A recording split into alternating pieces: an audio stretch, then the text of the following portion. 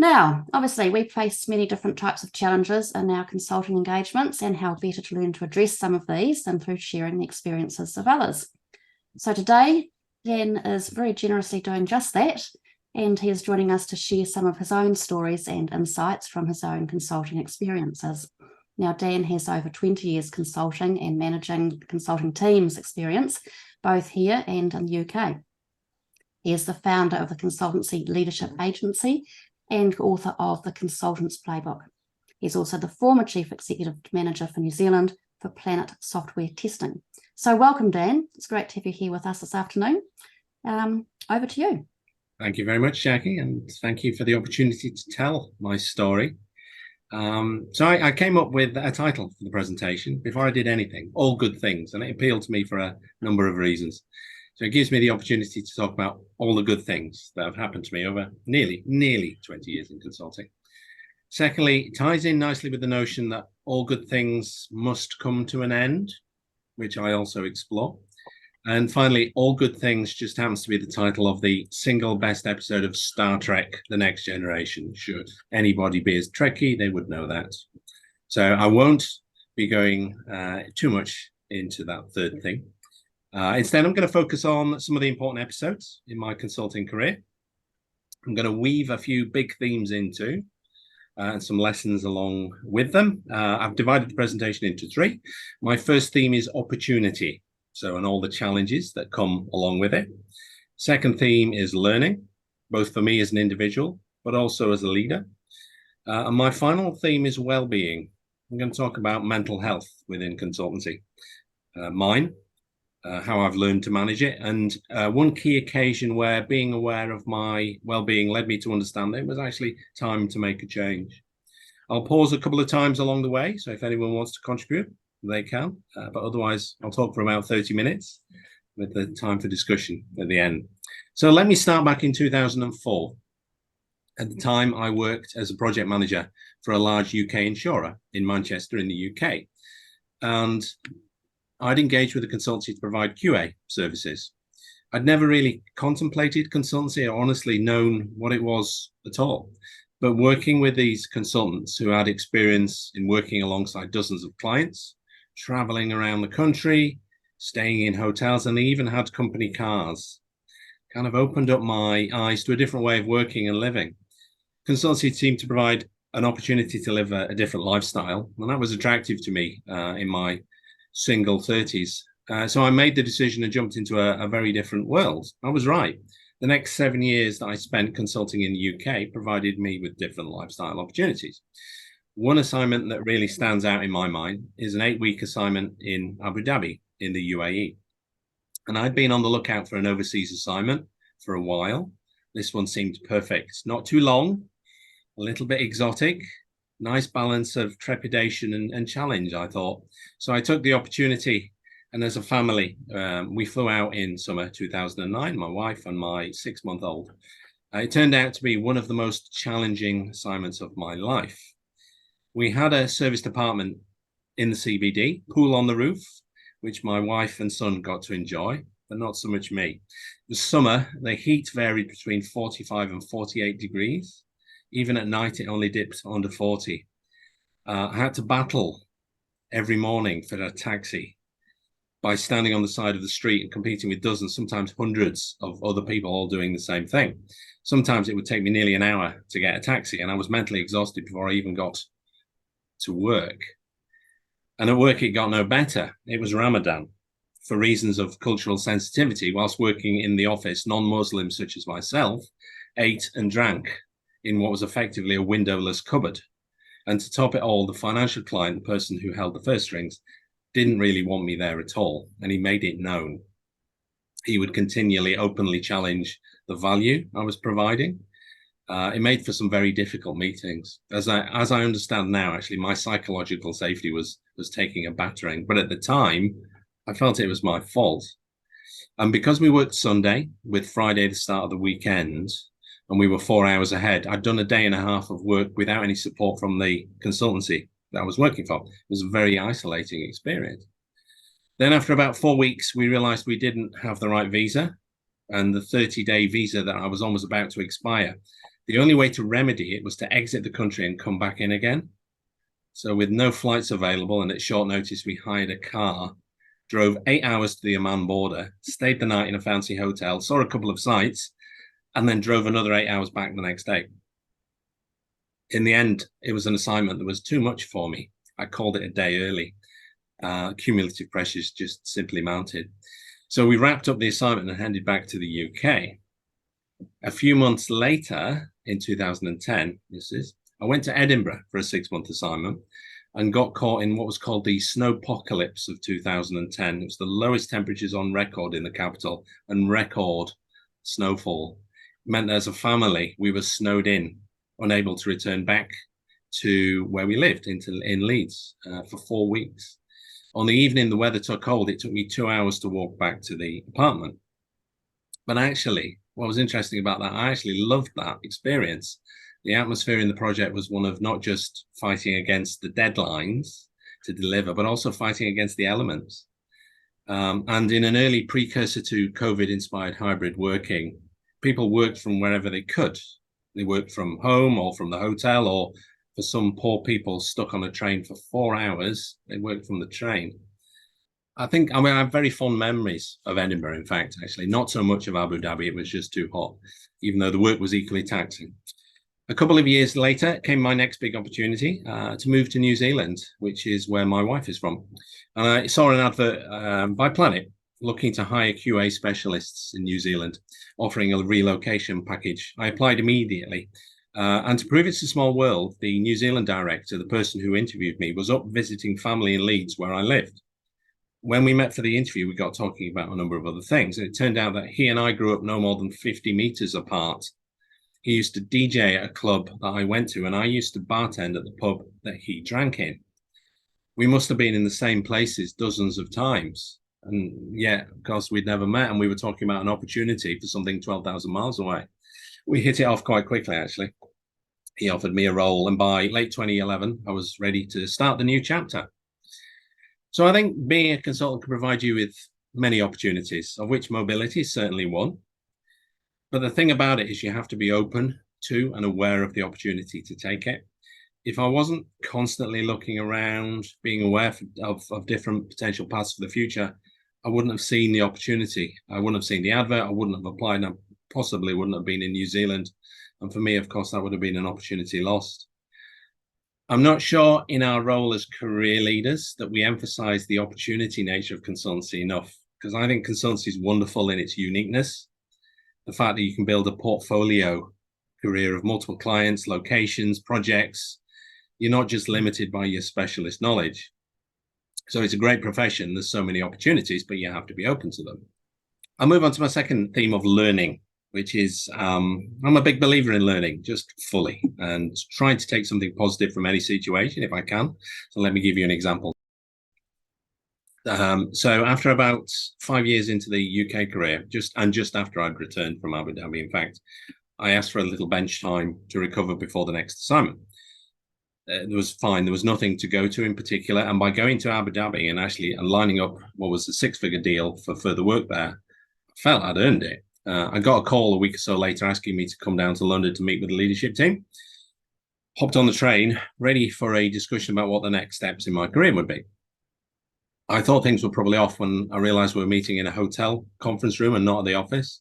And I sat down with the manager and found out I was actually being made redundant. And it was the first time I'd been on the bench in 5 years. And that was the week they decided to make anyone who was on the bench redundant. Fair or otherwise, objective or otherwise, clearly I was knocked by that. Yes, I'd kind of made enough contacts and developed enough of a reputation that it wasn't long before I was back on my feet again. But I took a couple of things from that. Firstly, I learned actually I had probably had enough resilience to cope when bad things happen, and bad things like that do happen. But secondly, since that point, I've always made it a point to have a plan B that was not reliant on an employer. I think as a consultant, that's been important to me. That's provided me with a safety net. The next example is, I will call it, I threw a grenade in a strategy meeting one time. Not a particularly good idea. So at a strategy meeting one year, I presented some very ambitious numbers for growth for the Auckland branch that I was running at the time. So rather than the typical 10 to 15%, I presented something closer to 30%. And as I presented the numbers, I could see various people shrinking back into their seats, whilst others, notably the owner, was kind of leaning forward at this point. Something was wrong, but I couldn't quite put my finger on it. And at the end of the presentation, I understood. The owner sat back and said, well, if Dan thinks 30% growth is achievable in his branch, I want to know why everyone else believes they can't achieve 30%. All I'd done was put everyone on the spot, and I hadn't considered the knock-on effects of what I was doing. I hadn't warned anybody. I'd simply thrown a grenade in. Yes, inexperience got the better of me there, and I learned, I have to say, as a youngish director at that point, a junior director, about how much consultancy firms are actually integrated, and you can't actually do things on your own necessarily. Anything that you decide to do has knock-on effects. So consultancy is much more integrated, perhaps on the surface, than they look to be on the surface. I think it's good to be continually learning, incidentally, from situations like that, or more purposefully. I do a lot of reading, journals, books, attending conferences, courses, and of course, learning from our network. Most of my learning is focused around leadership. I've spent 9 years running the Auckland and then the New Zealand branch of Planet. I started in 2012 there after emigrating from the UK. We came from a winter to summer. That was quite nice. And the company was on quite a growth trajectory when I arrived. And I was one of about 10 very senior appointees, all hired like I was from the UK. And we all joined over a 12-month period. Interesting. I don't think leadership was an end goal for me at all. I was always more motivated by the work that I did rather than the idea of progressing. And I was motivated partly because of what I could learn, or what I felt I could learn. But fast forward to just under 2 years later, and there I was appointed to Director of Testing for Auckland. It's the fastest director level appointment in the history of the company. It was exciting to have been given the opportunity of everything the job entailed. I was ready and fully equipped, or so I thought, for the role. Yes, I had a title and pay rise and more responsibility, but there are a couple of problems already on the horizon.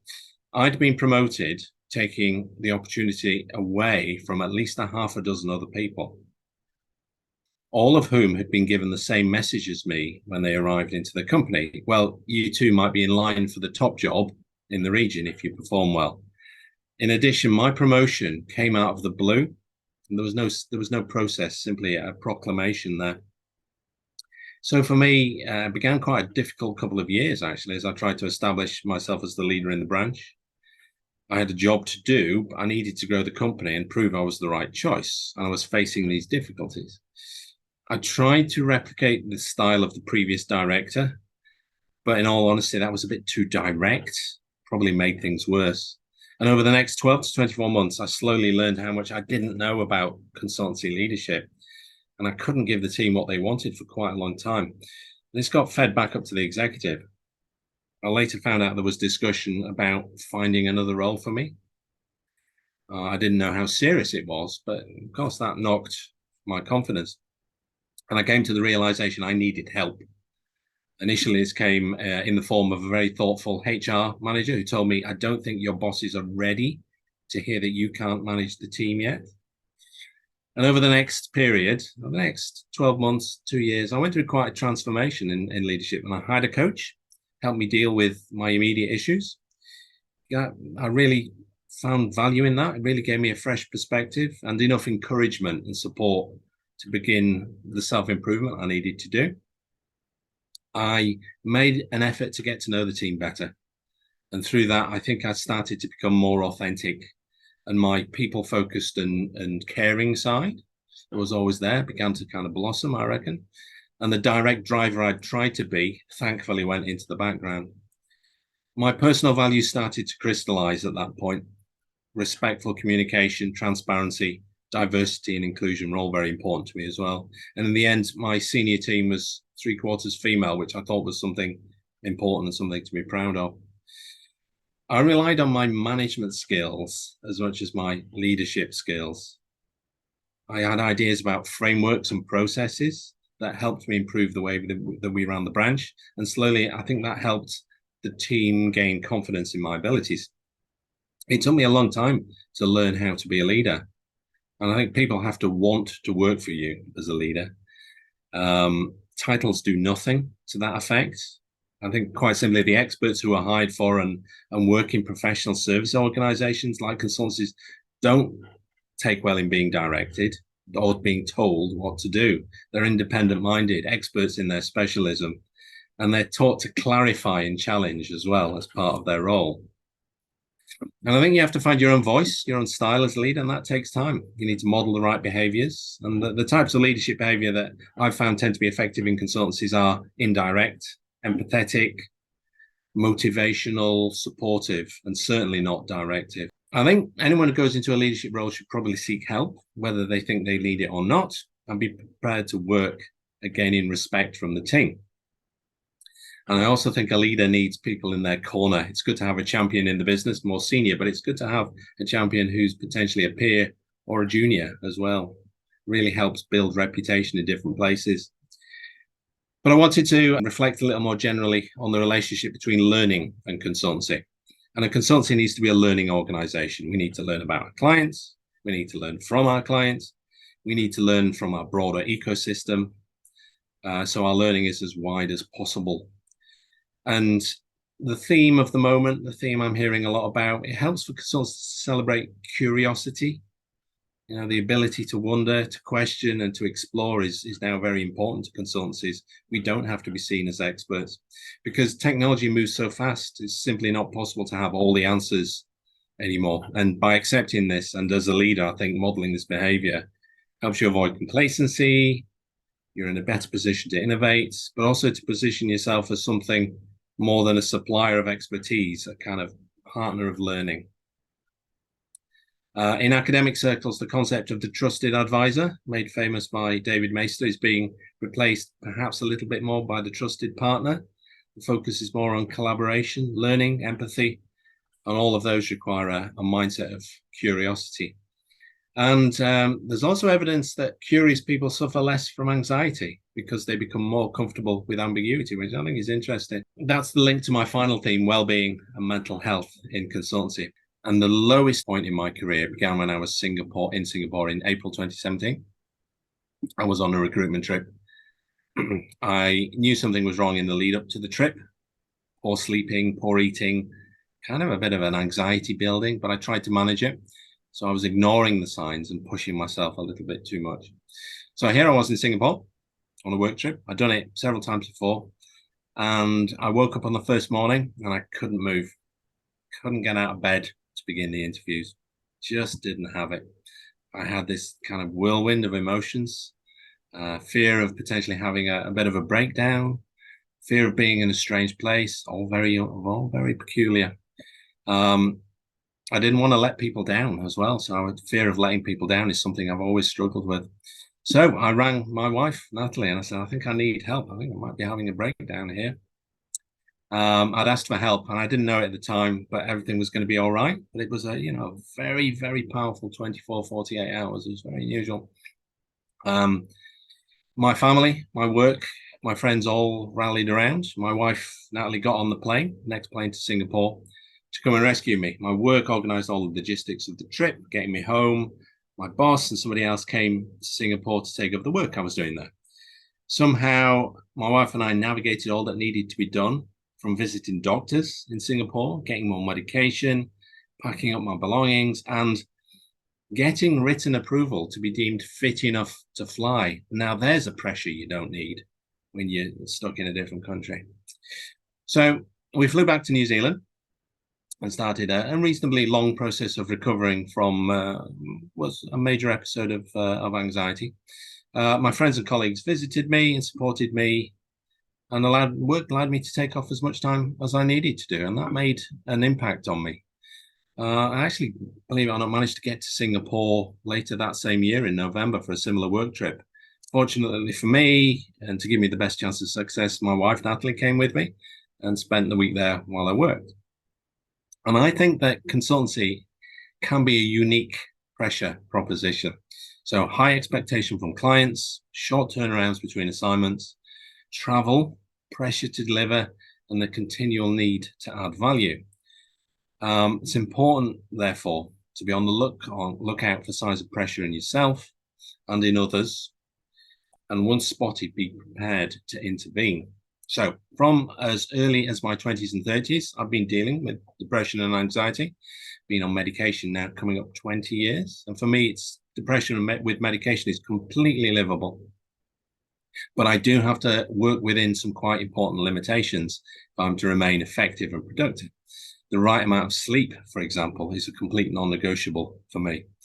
And mental health episodes aren't always as extreme as what happened to me in Singapore.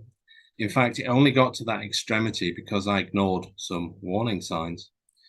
Not long after this, one client raised some issues with us that they felt the team were underperforming, the team that we had in that client, not giving all the effort that was needed. And once I'd got involved, I got a very different sense of the problem.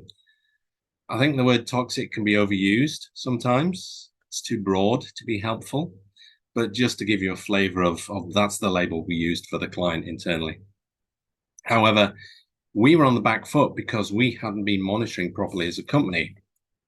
So instead of being able to gently but firmly raise issues with the client, we had to deal with a very bullish client who could point to many areas where they felt we were underperforming. And it pushed the investigation entirely in the wrong direction. By the time we'd stabilized the delivery and understood the problems, all our employees, well, many of our employees were burnt out and the relationship was damaged. It was a lose-lose. And events like that taught me to be much more aware of people's signals and their limitations, including my own. But it also made me more determined to do what I could for the people who work for me. So I championed the use of various initiatives and practices for well-being and incorporated them into policies.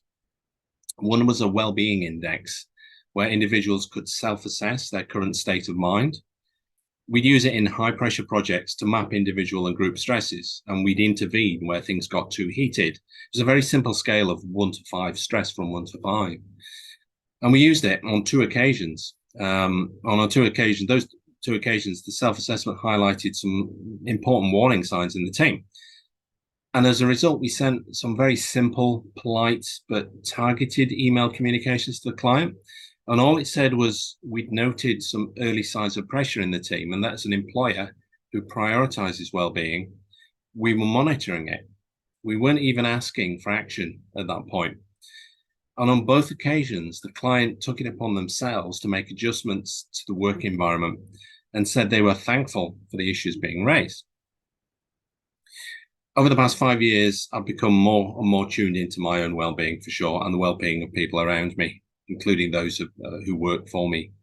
And looking back now, I can see what an effect that had on me making possibly the biggest and hardest decision in my career, which was to leave Planet, which I did last year. It was the company I'd stayed longest at. So jumping now to early 2020, pre-COVID, I had no view of leaving. I was happy in my life, in my job, and it's the longest I was ever with one company. So by this point, I've been 8 years with the same company. Then along came COVID, which changed everything, of course, changed the world, changed people. People lost jobs, lost income, lost lives, of course, as well. Fortunately, my company quickly adapted and no one lost their job due to COVID, but for over a year, it wasn't guaranteed. On top of this, my company was going through a sale and we were trying to get the company into the best possible financial state to maximize the sale. So this was double the pressure, double the complexities, double the problems. Thus started the hardest year of my working life. And if you've ever been through a sales process, it's a huge amount of work. You're doing everything you can to make the company sale ready. We changed structures, decision-making processes, and we had to collect and refine huge amounts of data, everything needed tidying up. COVID combined with the sales process and the recurring lockdowns began to add stresses, personal ones to me. My 50th and 51st birthdays were both in lockdowns. Couldn't go out for either of them. And my 52nd birthday, on that day, I got COVID.